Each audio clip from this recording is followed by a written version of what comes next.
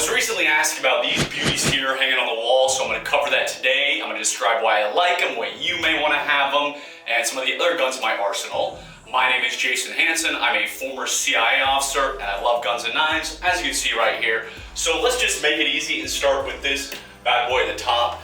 This is actually one I built myself, so this is not a Springfield, it's not a Daniel Defense, it's not a Colt, which are all great ARs. But like I said, I built several over the years, a lot, I'm not going to tell you how many, but I built a heck of a lot, and so this is a bunch of quality parts that I put together myself. Of course, when it comes to this, I've got my sling mounts. Because it's hanging, I don't have a sling on it right now, but if I were using it, if it was one of my other ARs around the house, it would have a sling on it, and Magpul makes great slings, Wilderness Giles makes great slings, so one of those would be on it. Of course, I've got the backup Magpul flip-up sights here that you can see. This is an EOTech red dot, or excuse me, not EOTech, it is Aimpoint.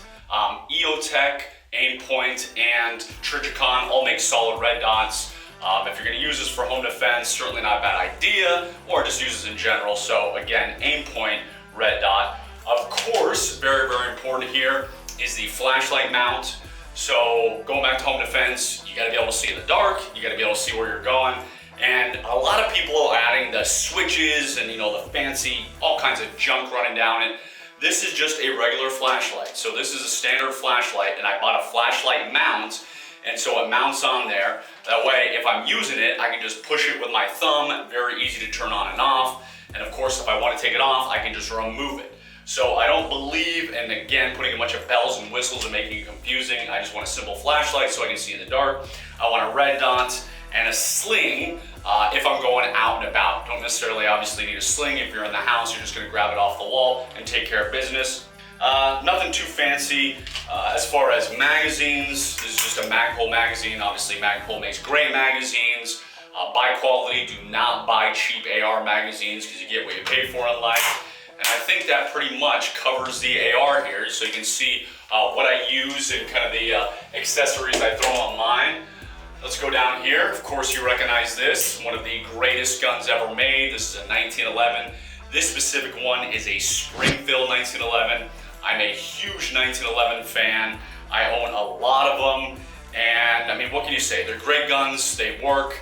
I heard once, many, many moons ago, I was around a bunch of instructors at an event, and this one instructor was talking about how he didn't like 1911s, and hey, I've never ever run a gun class without a 1911 failing. Well, maybe he saw that, but I think it's nonsense, because I've taught numerous pistol courses over the years, and just like any gun, yes, they can break. Meaning, I've seen Glocks fall apart, I've seen Springfields fall apart, I've seen everything fall apart, but I've also seen plenty of 1911s have no problem going through class, and I've never had an issue with mine. Of course, 1911s do need to be oiled. You need to take a little bit better care than your Glock or your standard polymer pistol, but great ergonomics, great trigger pull, obviously. So I mean, I love the 1911. I still carry it often, and it's going to be one of the guns on my hip, especially when I'm out and about in the mountains here in Utah. So I recommend, if you're not a 1911 fan, get one. You'll love it. I think the only people who really hate 1911s are a lot of guys who have never had to use anything else. So what I mean by that is when I was with the government, when I was with Uncle Sam, yeah, we were issued Glocks. So that's what we had to use. So when people get out, they just keep using what is comfortable and familiar, which I totally understand. But as for me, I've never loved the Glock trigger. I never loved the ergonomics. So as soon as I got out and I could carry other guns, I started trying other guns. And of course, the 1911 is just, it's a beautiful piece of work from John Moses Browning. Ooh, I almost said that wrong. From John Moses Browning. So yes, get a 1911. Plenty of companies obviously that make them. Springfield, Colt, every company on the planet makes them these days, Ruger, etc. So that's what this is here. This is a Model 10 Smith & Wesson Chief Special, one of the most famous revolvers out there. There's a snub-nose revolver. This is a 5-shot 38 Special. Great little pocket gun. Very popular back in the day as a backup gun. If you have never ever shot these, go shoot one of these before you buy it, because these have a lot of kick. So a lot of people think, hey, I've got bad wrists or I've got arthritis, so I can't rack the slide on a pistol, but I'm gonna go buy me a little snub nose, and then they figure out, maybe not the best idea. So definitely shoot this before you buy one of it. Also definitely a close quarters weapon, so not something you're gonna wanna take a 50-yard shot or any of that, but if you throw it in your pocket, if you like pocket carry like I do, then certainly not a bad gun whatsoever. Of course, practice with it like you practice with any firearm.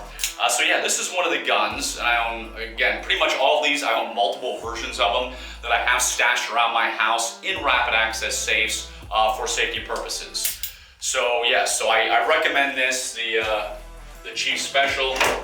And lastly, this is one of my guns that I talk often about. This is the Remington RP9, or what I call the Rodney Dangerfield of guns, the red-headed stepchild of guns, because it gets no respect.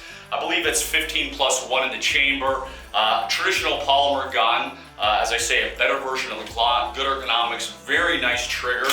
I'll check this again, even though I did check it, of course. But I love the trigger pull in this. Very smooth trigger, so much better than a Glock. I like the trigger reset, good sights, all that. This is another gun that I carry often when I'm going out to the shooting range, especially now that it's winter and I'm having a coat. I don't pocket, well, I still pocket carry, I'll just have 2 guns on me. So often I'll have a 6-hour P365 in my pocket, then I'll have a 1911 on my hip, or I might have this on my hip. So Remington RP9, not a lot of people know about them, not a lot of people bought them, they didn't sell a ton. There were early problems with one of the first guns that came out. I don't even remember what it was, to be honest with you. It was just something was wrong with it. Maybe it was, well, anything I say I'm gonna make up because I don't honestly remember what it was. But great gun, I like it. I've never had an issue with mine. I have used this at multiple pistol classes, not only when I am shooting, but also I've had students use this when they need to borrow a gun from me. So if you're looking for a very inexpensive, yet still works and has no issues, check out the Remington RP9. This is a 9mm, hence the RP9. Also, my 1911, people are gonna gasp when I say that, this one here is a 9mm. So of course, 45 is what everybody thinks 1911 is. But as I say, bullet technology has come a long, long way. So yes, I own 1911s and 45, but I also have 1911s and 9mm because of the amazing bullet technology. So I don't believe in that, hey, if it's not 45, you know, it doesn't matter. Well, I've never had anybody volunteer to get shot by a I've never had anybody volunteer to get shot in the face with a 9mm. So a 9mm, if you're buying Hornady, if you're buying quality ammo, Spirit Gold Dot is going to do its job. So don't be afraid to buy a 9mm 1911 if for some reason you can't handle the recoil of 45, or if you want to get on target quicker, because all that matters is accuracy. So when I hear people say, oh, I never have a 1911 in 9mm, well, guess what? I can probably be more accurate than 99% of people out there with a 45, just because obviously I practice a lot too. So all that matters is bullet placement. All that matters is hitting your target. And hey, if you gotta use a 22 to do that, use a 22.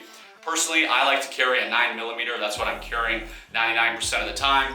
But whether it's a 38 Special, whether it's a 380, all that matters is accuracy. All right, I gotta get ready to run now. If you wanna know for more information, make sure you go down below, especially if you like guns, you'll definitely wanna go down below.